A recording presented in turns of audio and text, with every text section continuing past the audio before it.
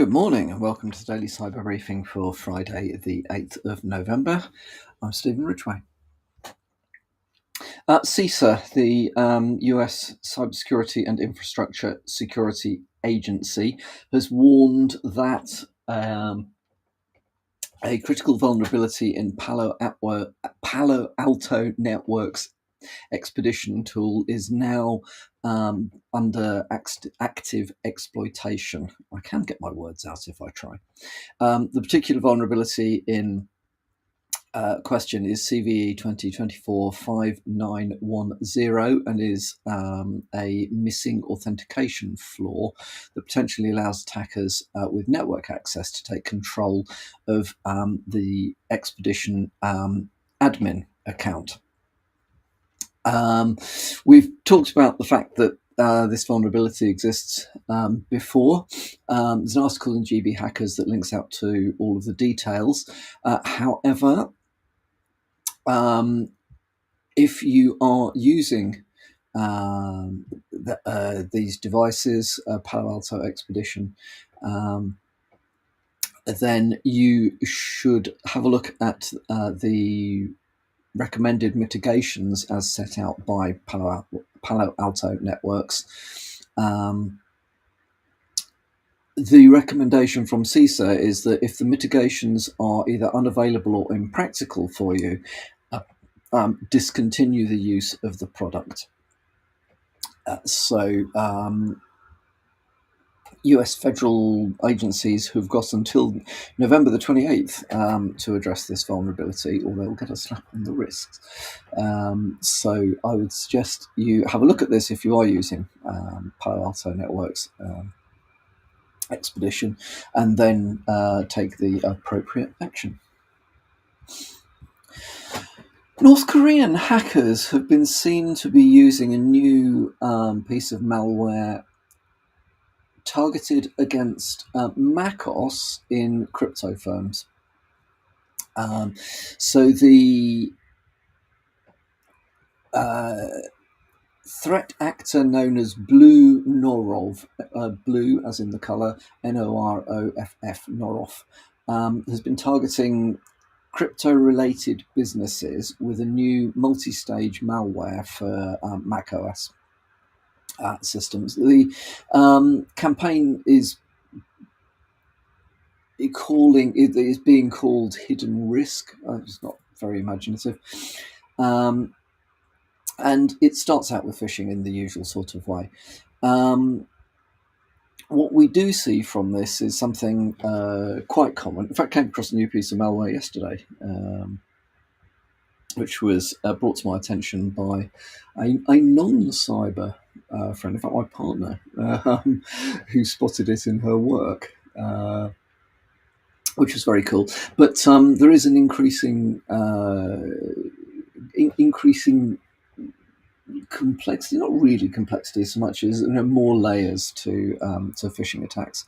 But this particular one comes with a link which purports to have a PDF relating to some other information, but actually ends up downloading scripts which end up downloading bits of malware. So the article in Bleeping Computer, as always, goes into some detail around the methods by which the infection is spread and what to look out for, including some insight into persistence mechanisms.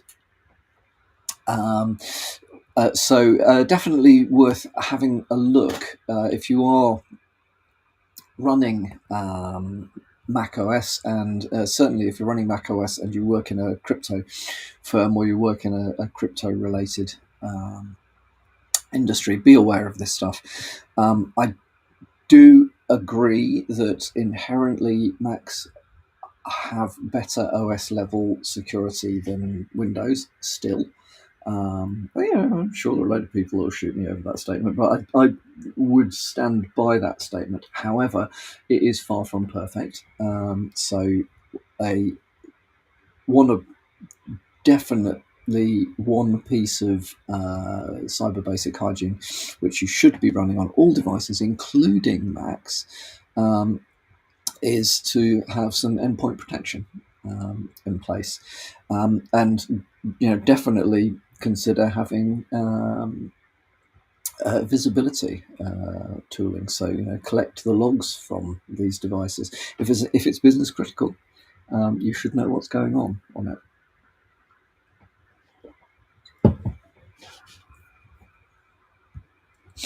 Right. There's a little bit of typo squatting that has been going on in the Python package repository PyPy. It is a package that is called Fabrice, Fabrice, which mimics Fabric, which is a legitimate package. Fabrice is a library which is being used to steal AWS credentials, and it has been for around 3 years.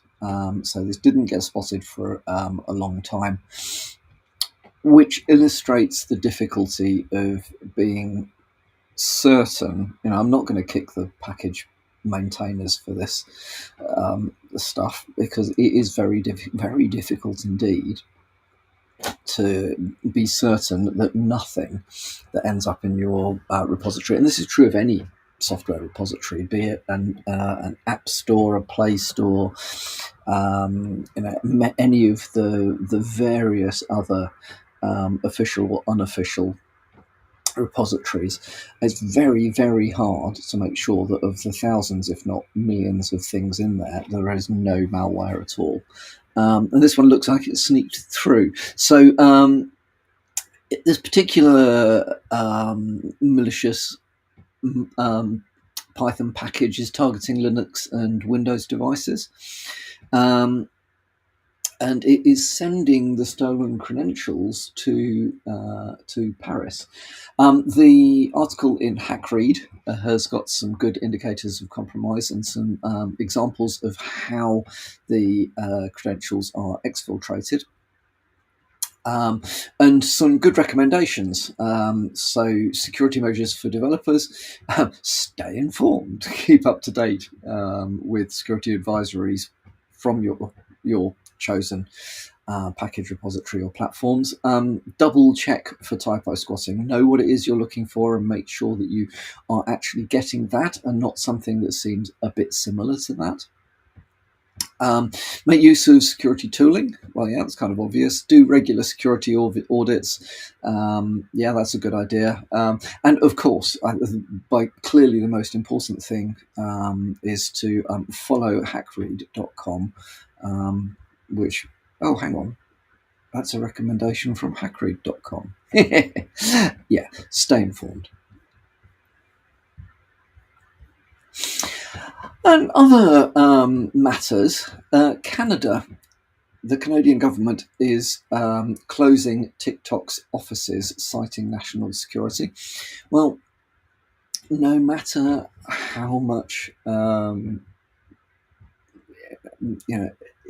millennial expressive dance fanatics might want to tell you it's not, TikTok really is just information gathering for the Chinese government, although quite why they want to have lots of videos of millennials undertaking various forms of expressive dance, I've no idea. But yeah, there we are.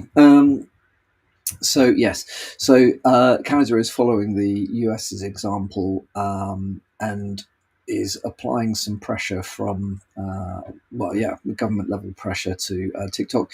It has, in the States, TikTok has been banned from all government devices. And I think that is also now true in Canada. Unsurprising, really. I suspect that Canada and the US follow, or Canada follows the US in many of these things, as we do in the UK. It is worth being aware, however, that this stuff is going on because in parts of the world, as in here, for example, Um, TikTok is not seen as a national threat, where it possibly could be. I think somebody needs to do a decent risk assessment on that. Although I think they have to. Let's be honest. Stop messing about with this. Yeah, the amount of data collected and sent off to China goes well beyond what you would need for a small videos clip app. So yeah, just be aware. Canada is moving against TikTok. They haven't banned, as far as I'm aware, they haven't banned the organisation completely, but they have shut down, or they are looking to shut down TikTok's offices in Canada. Worth keeping an eye on if you are interested in nation-state espionage stuff.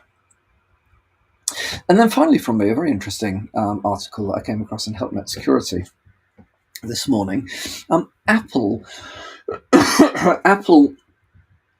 has published a draft ballot for commentary in GitHub to shorten transport layer security certificates to just 45 days by 2027. So currently TLS certificates tend to have quite long lifespans.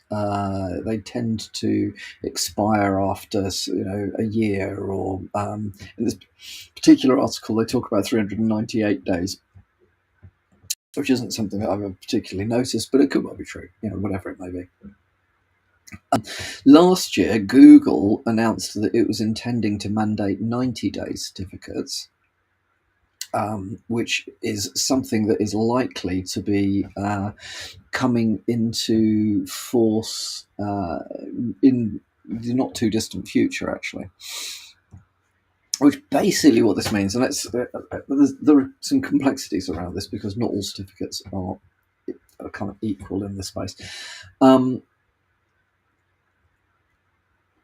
Your browser, let's start with simple ones like HTTPS, so SSL TLS certificates. Your browser checks whether the certificate is valid or not, kind of. I mean, generally your browser will look to see is the site you're going to in one way or another owned, as it were, by the people that, is it a legitimate certificate for that site? So do the names, IPs, whatever it is, line up? If your browser doesn't like the certificate, it then flags you up with this appears to be insecure. They might be trying to steal your data, kind of thing. It also checks is the certificate still in date? And bear in mind they have start and stop dates, right? So not before and not after dates. So if the certificate isn't yet valid or has expired, you get a warning in your browser. From the point of view of managing websites, it's not generally difficult to replace the certificates. I say not generally. I mean, but it is something which I've seen automated quite regularly. It's a very straightforward. It is. Let's be honest. It's a pretty damn straightforward process to keep website TLS certificates up to date. In which case, moving to 90 days or even 45 days won't be a huge problem for most organisations. Although I think there will be a significant minority of sites that are not as actively managed as big e-commerce sites or whatever are, that will find themselves in the situation where the certificates expire and may not know what to do or be able to do anything about it. But a lot of small websites these days are hosted by people like GoDaddy or what's it, Ineos or something, or whoever it is. Then so you would expect there to be some support from the providers on these things. So I can't see that one's being a particularly difficult change to implement. Some other certificates, though, it depends how broad these recommendations go, because certificates are used for all sorts of things. Literally, the average organisation has thousands of certificates before you start taking into account machine certificates. Machine to machine authentication is done through PKI. I mean, PKI is very good in this space. So trying to tighten up on this stuff would be a good idea. However, I do know from experience that the tooling around anything other than, say, TLS certificates on websites is remarkably iffy and has been for a long time. And although there have been improvements and it is easier to automate managing this stuff, it is not trivial. So shortening just making a generic change to the expiry length time, the age of certificates is going to probably create some headaches to begin with. And Help Net Security have themselves been out and asked security leaders and done some polling around security leaders around Google's change to 90 days. 81% of security leaders believe that it will amplify existing challenges they have around managing certificates. I would agree with that. And nearly 3/4, 73%. Saying it would cause chaos, but that's a standard response, I think, of a lot of security leaders. It's going to cause chaos. 75% thinking that it may make them less secure. Now, why would it make them less secure? Well, I can see a couple of scenarios where it would make an environment less secure. The first one being that you often have the opportunity to accept an invalid certificate. You've seen this, if you browse to a site where the certificate's expired, you get that warning page, and then if you click enough, there's normally a way of saying, well, just accept this and go to it anyway. Same with self-signed certificates. If you browse to internal sites or in your own environment with self-signed certificates and you haven't set it all up properly, your browser will go, oh, hang on, this doesn't appear to be a legitimate certificate. Do you really want to go here? You may have to click through a few. Do you really, really want to go here? Buttons, but you'll eventually get to the website. So you can get past this stuff. Now, one of the things that I've seen over the last 25 years in this game, more than in this game, is that if you teach users to ignore, if you teach users that when they ignore a security warning, they can get their job done, that becomes the established working practice very quickly. So we don't want a situation where we are training people to ignore the fact that their certificates have got problems. So I see that being as one arena where this could make things more insecure. The second one is, well, if it really becomes an absolute pain and it is having a direct impact on critical business process, expect there to be pressure to remove it. Security needs to be an enabler, not a blocker. I've been through the whole Department of No stuff many times over the years. All well and good, but only if your business is more bothered about security than being in business. So there are organisations that being secure is the primary vision for the organisation, and whatever it is they do comes second. Those are very rare organisations.